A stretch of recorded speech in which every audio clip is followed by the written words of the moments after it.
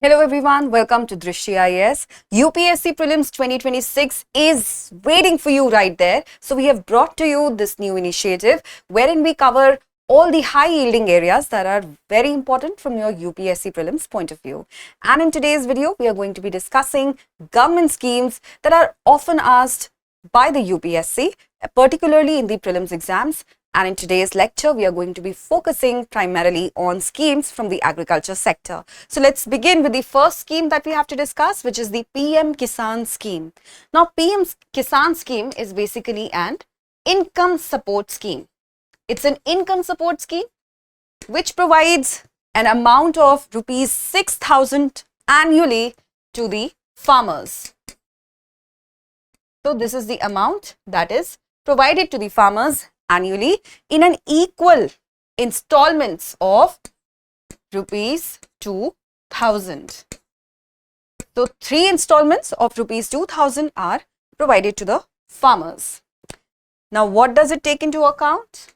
It is a form of direct benefit transfer or DBT, meaning the amounts are directly transferred into the accounts of the bank accounts of the beneficiary farmers, and it encourages transparency and it reduces leakages as well as delays.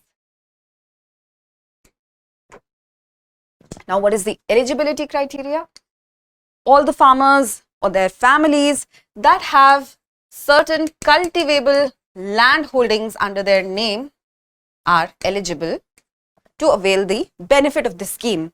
However, there are also certain exceptions. Those exceptions we are going to read about shortly. But if we are talking about eligibility criteria for beneficiaries, who identifies those beneficiaries? So those beneficiary identification is done by the state governments and the union territory administration of the concerned states. Moving on to the exclusions. So any farmer and their families with a cultivable land holding under their name are eligible, but there are certain exceptions to the rule. So the exceptions are institutional land holders. What are institutional land holders? It means institutions that own large pieces of land or large areas of land. For example, let's say charitable trusts or any other organization. These are just examples. So these institutional landholders are not eligible to avail the benefit of the PM-Kisan scheme, quite naturally. Again, there are certain farmer families that are also included. Who are those? Firstly, families where one or more members have held or are currently holding constitutional posts.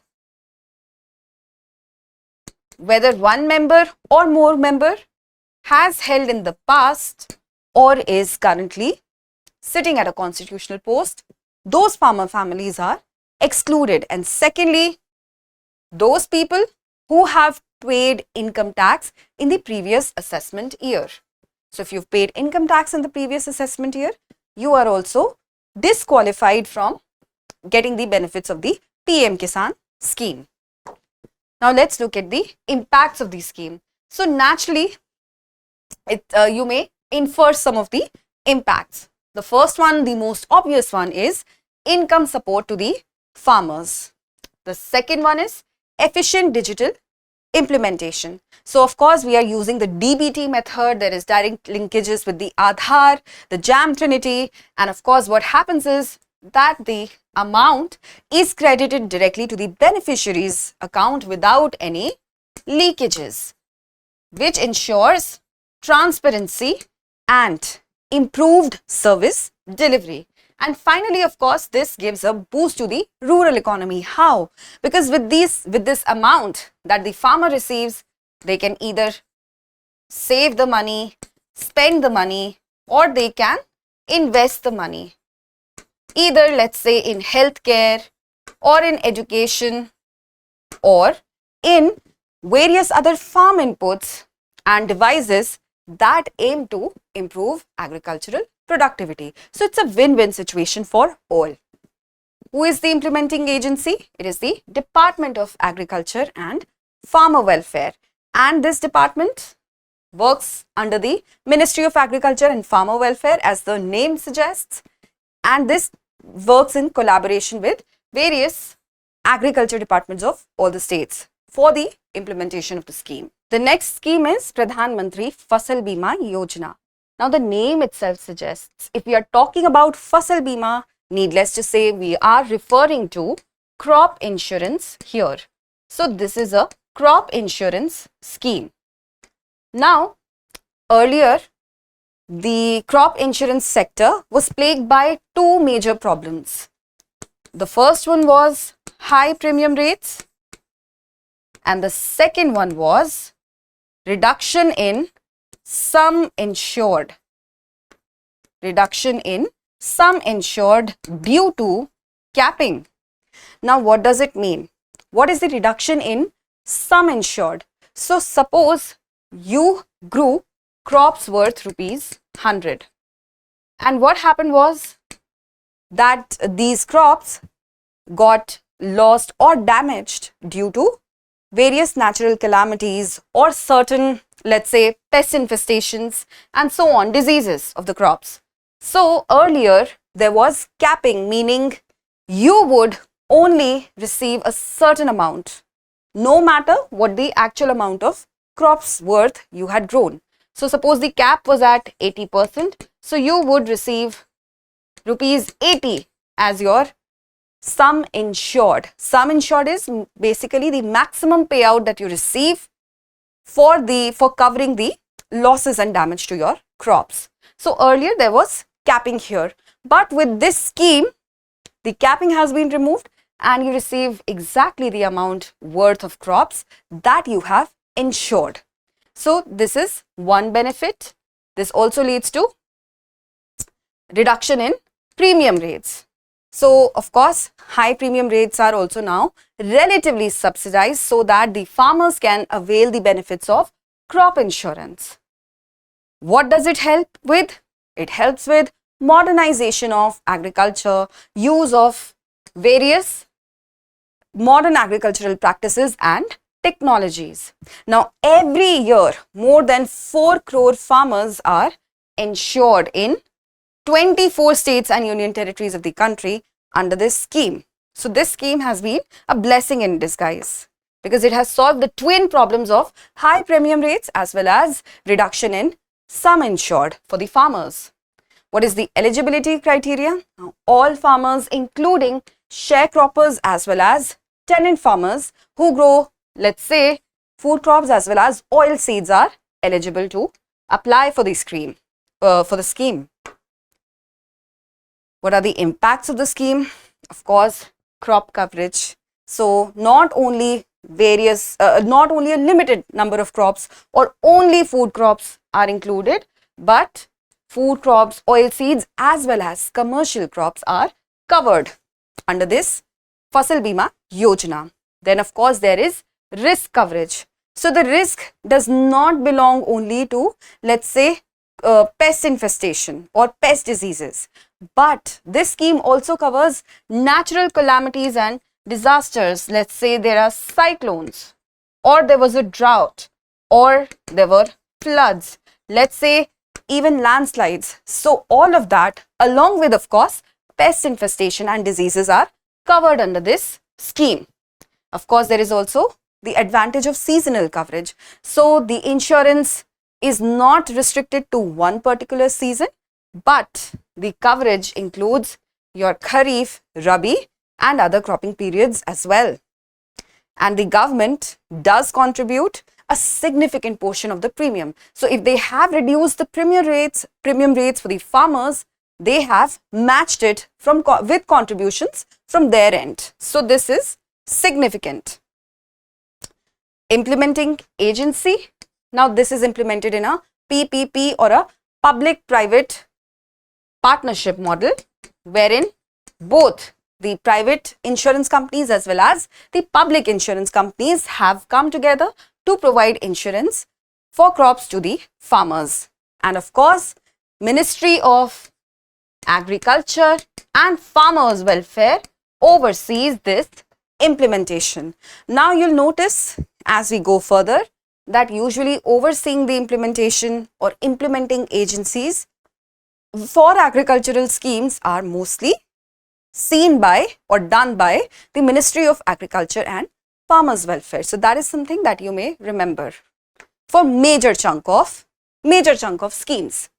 So you may want to remember the exceptions, and as a rule you may remember the Ministry of Agriculture and Farmers Welfare as the implementing agency for most of the schemes. Now the next scheme is Agriculture Infrastructure Fund. Now this fund is basically, as the name suggests, is meant to develop better infrastructure for farmers at the farm gate level and post-harvest level. So as the name suggests, the fund is focusing on better infrastructure at both these levels. Better infrastructure meaning, let's say, building of warehouses, different storage facilities, including cold storage facilities, and taking care of logistics and supply.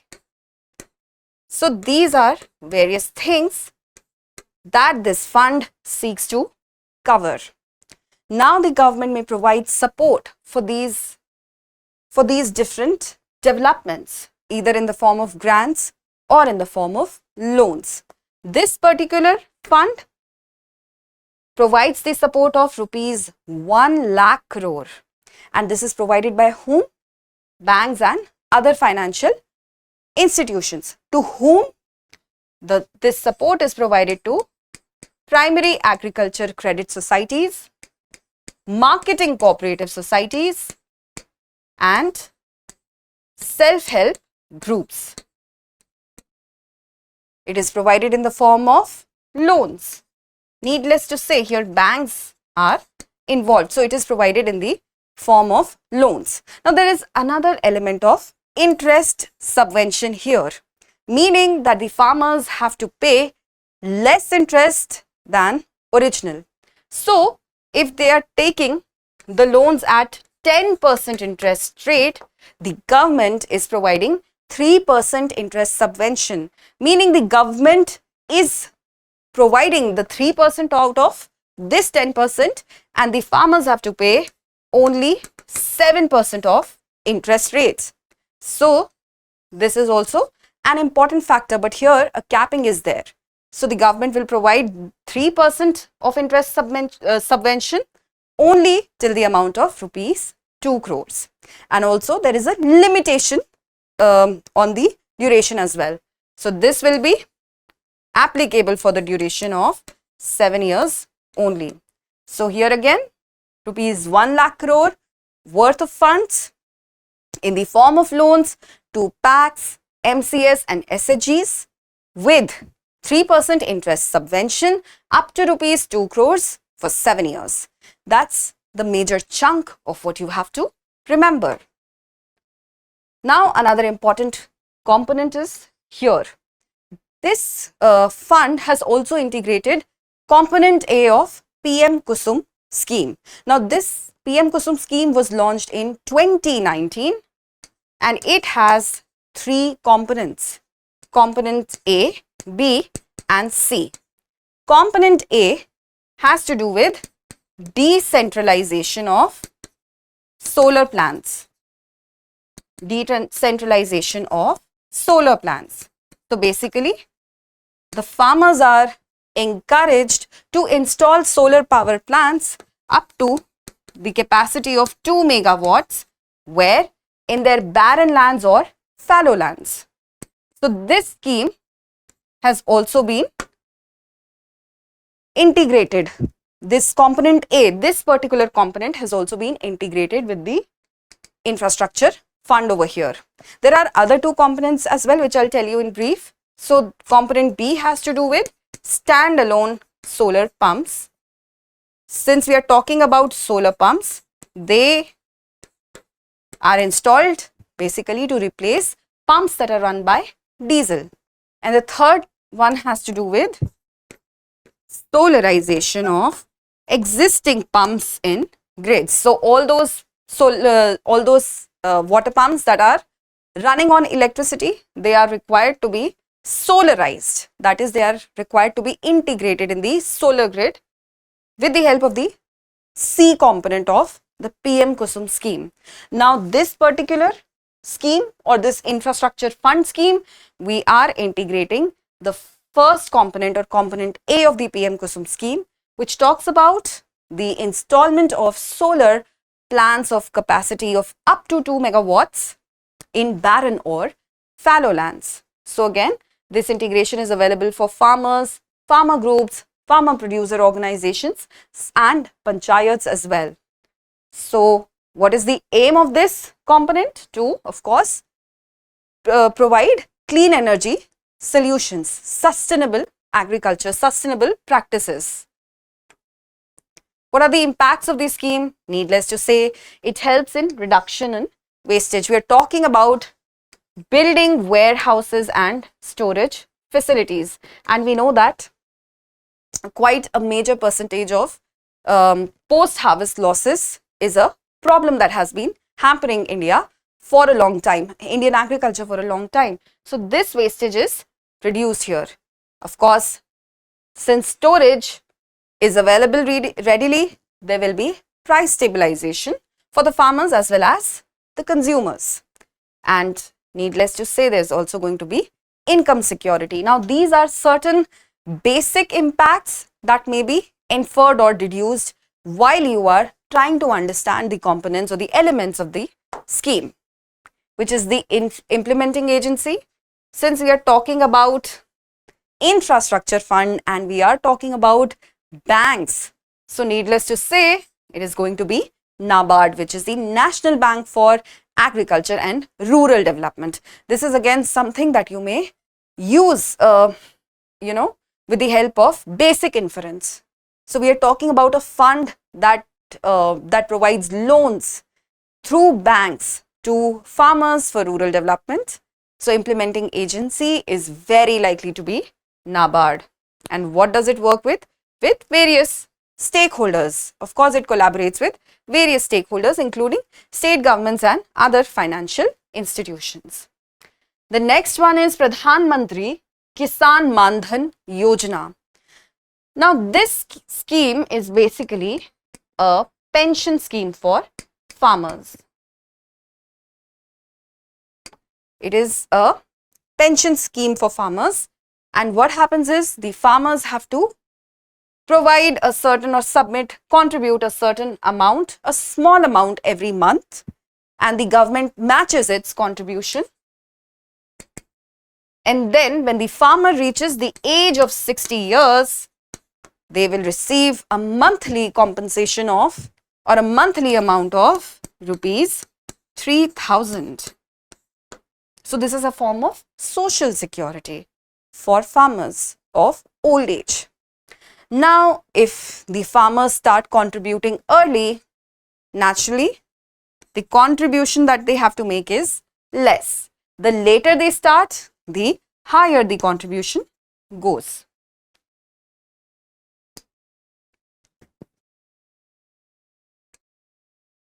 Now, how can the farmers apply for this scheme? So, this is done through common service centers, and it is done across India, pan-India. And of course, you have to provide your Aadhaar card details. So, it is a very seamless form of enrollment. It is hassle-free. Again, the implementing agency is the Ministry of Agriculture and Farmer Welfare in India. What are the impacts of this scheme? Again, we can simply use deduction to arrive at the impacts of the scheme. For example, it provides financial security. Like I said, it is a form of security because when farmers reach old age, they need a certain source of income other than their farming activities, for which they might not be very much capable of at that ripe old age. Then, of course, it is a form of social welfare.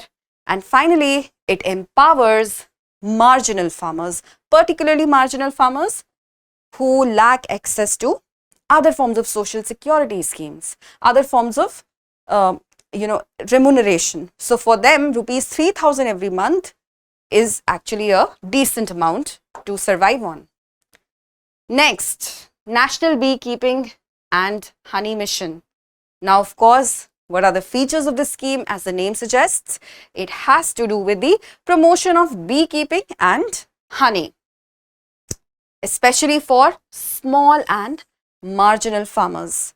And another way to look at this is to encourage the farmers to adopt beekeeping as an alternative livelihood. So, of course, you have your mainstream farming, but you can also do it as an alternate or adopt it as an alternate means of livelihood. Now, of course, support for modern beekeeping is provided. How? Well, you need certain gear and certain equipment for beekeeping, and that is provided by the government in the form of boxes, let's say extractors for extracting the honey or the beeswax, and of course, very importantly, protective gear.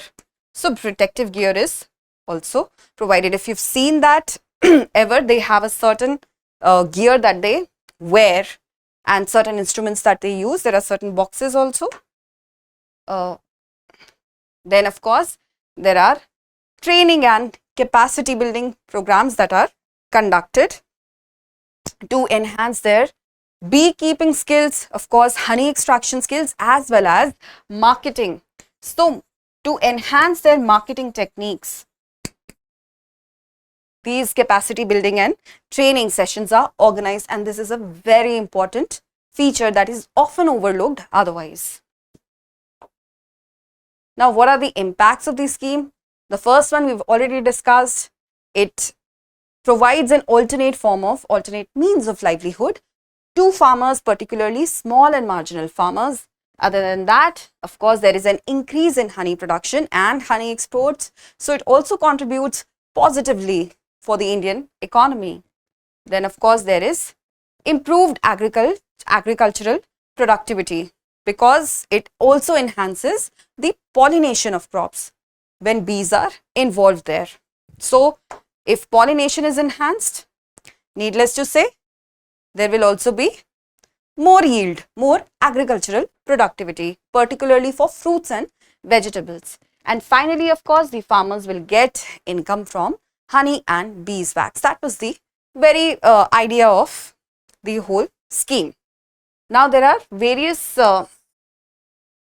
let's say, achievements that have been made or various developments that have been made under this scheme. For example, 4 state-of-the-art honey testing labs have been sanctioned. Then there are also various mini testing labs that have been approved.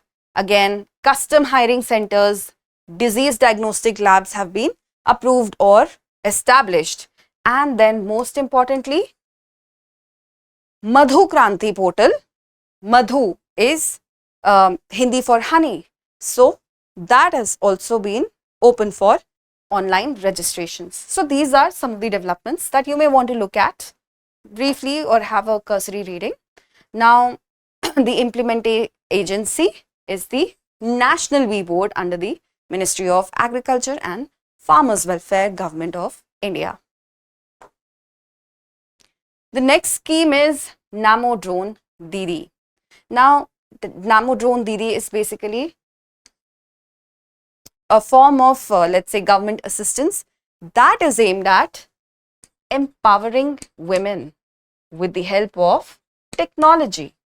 So, drones are a form of technology, and these women are encouraged to use drones for, let's say, spraying of pesticides and fertilizers.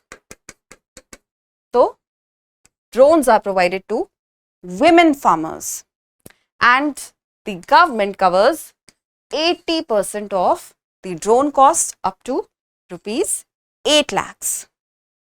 And this, we also have additional funding facilities, meaning that if you need additional funds, then they can also be availed through agriculture infra financing facility.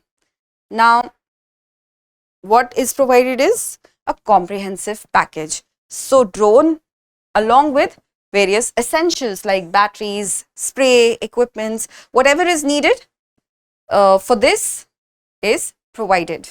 Then of course, a 15-day training is mandated for at least one of the members of self-help groups. All right. So, 15-day training period is mandatory.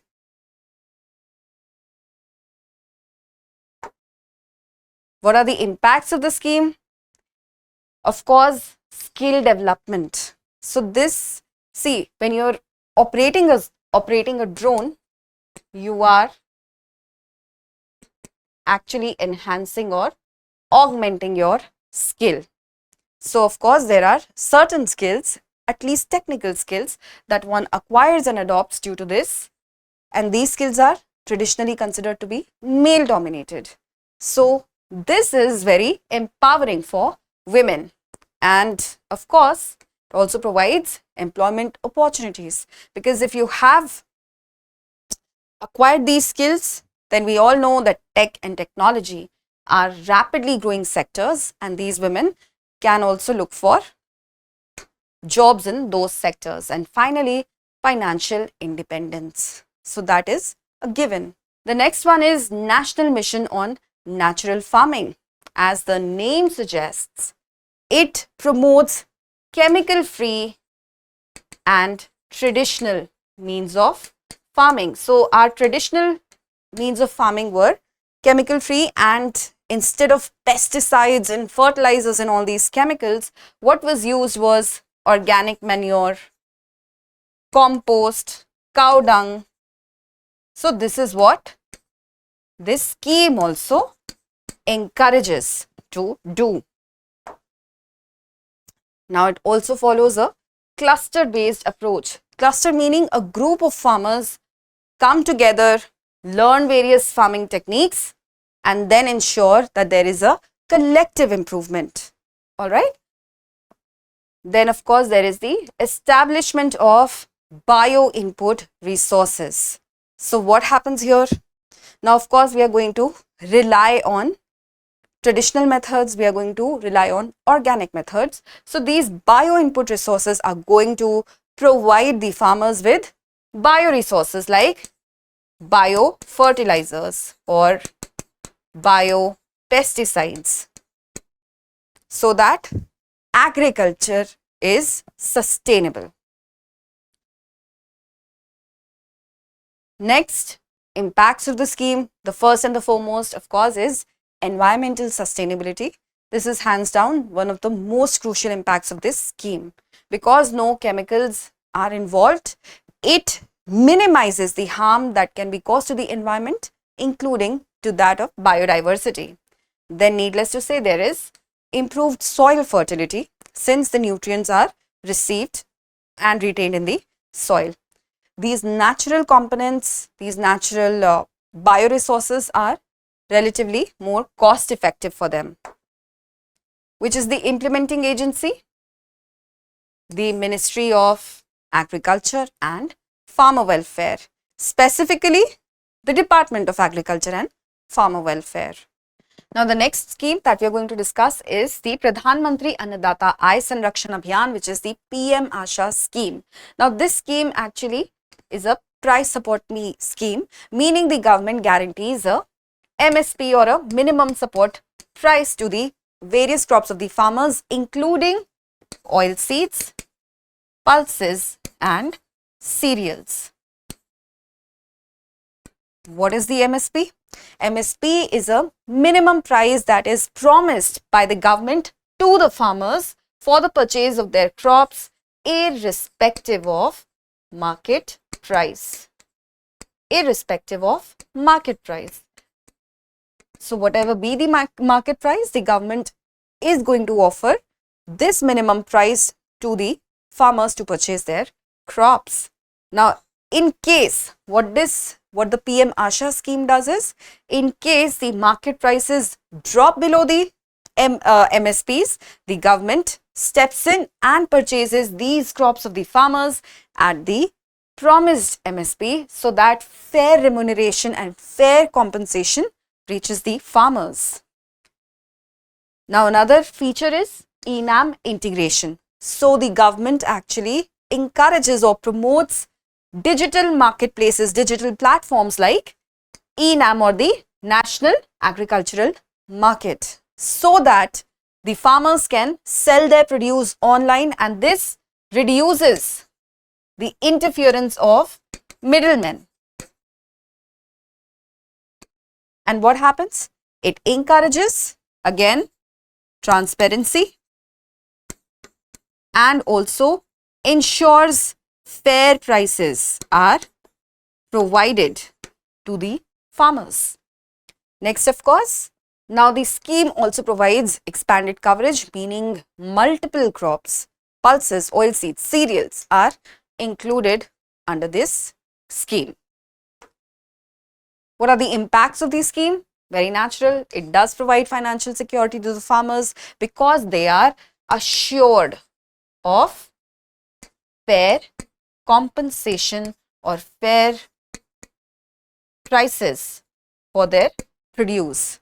Next, there is a reduction in distress sales. So what happens is, during times of financial crisis, for example, the farmers tend to sell their produce at very little prices, and they incur heavy losses. So if the government assures them that they'll be provided a fair compensation for their produce, then these distress sales in times of monetary crisis are minimized. And again, increased government support, because the government is actively involved in the welfare of the farmers and in ensuring fairness and justice is delivered to the farmers. So this is also another positive impact of the scheme. Who is the implementing agency? It is the Ministry of Agriculture and Farmers Welfare. And of course, various other implementing agencies are also included, like the Food Corporation of India, then the National Cooperative Development Corporation and state governments. The next scheme that we are going to discuss is the Agri Fund for Startups and Rural Enterprises, or the AgriSURE scheme. Now, what are the features of this scheme? The first one is Blended Capital Fund. What do you mean by Blended Capital Fund? It basically means an amalgamation or a coming together or a pooling together of different types of monies. Like, this could be money that is provided by the government or by, let's say, various development institutions or private investors.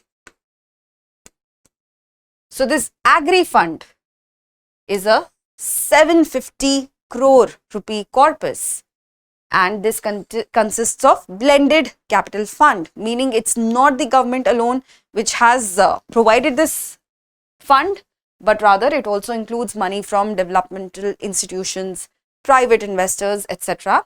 to support what? Innovation and entrepreneurship in the agricultural sector. When we talk about innovation, we are talking about new ideas in the agriculture sector.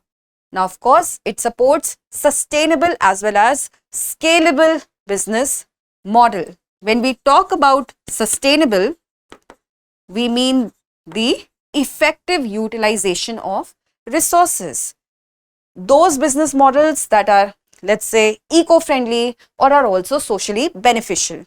When we talk about scalable, we mean those business models that can grow and expand rapidly, that can cover multiple farmers, enhance agricultural productivity, or can be replicated in multiple regions. So this fund is targeted at such business models that ensure sustainability as well as scalability.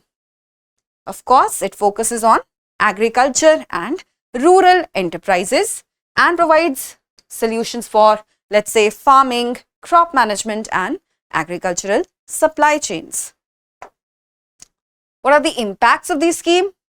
Of course, boost for rural economy, that is like a straightforward impact, because it would help create a very healthy rural economy, because new business are going to generate employment and they are going to enhance incomes. Then of course, employment generation is a given, it's a corollary that you may derive.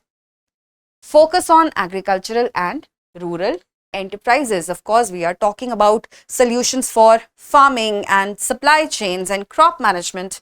So needless to say, all of this is going to be positively impacted. Implementing agency is our very own Ministry of Agriculture and Farmer Welfare, but there are certain other key agencies that are also involved, like SIDBI and NABARD. So even earlier when we talked about the Agriculture Infrastructure Fund, we discussed NABARD, and here again NABARD is present along with SIDBI. Next scheme that we ought to discuss is National Bamboo Mission. Now student, bamboo is a very environmentally sustainable resource, meaning that you can grow it at areas that are not arable, not otherwise suitable for cropping. So this mission actually promotes the utilization of bamboo. Where? In various industries. Like what? Like let's say construction industries, textile industries and energy industries. Bamboo even for energy production. So that is the main idea of the National Bamboo Mission. Now of course, bamboo is primarily grown in areas which has major rural and tribal population.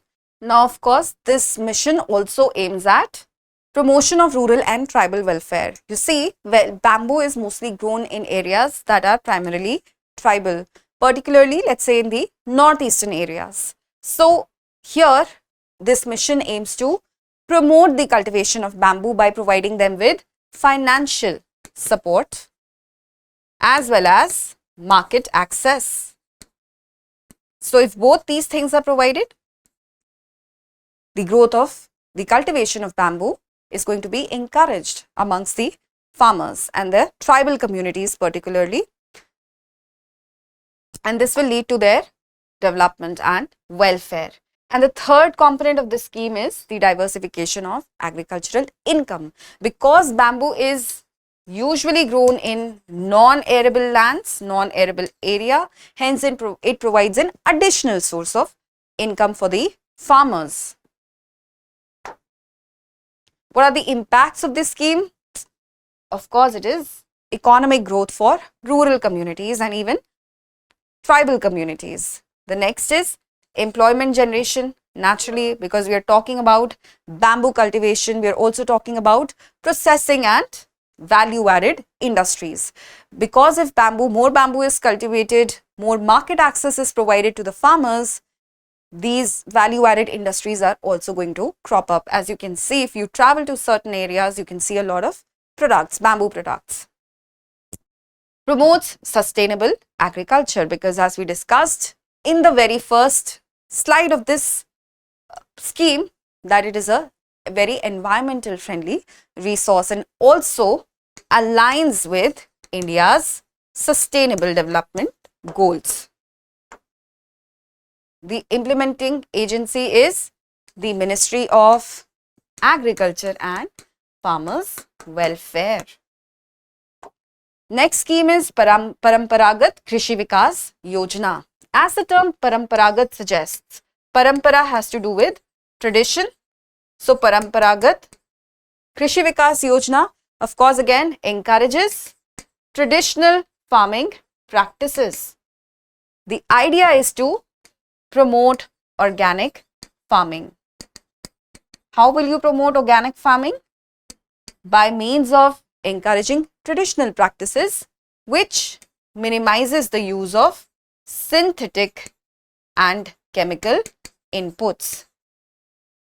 So synthetic and chemical inputs are discouraged, and as we studied in the previous earlier scheme as well, traditional practices of course require traditional inputs.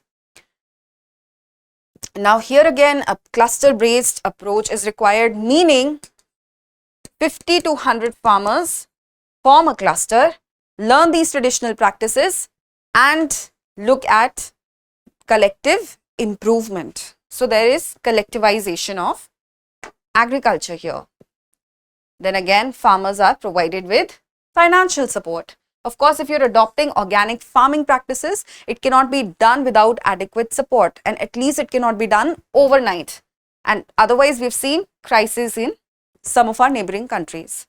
So, of course, financial assistance when we talk about, so input costs is there, but also for the organic certification is there.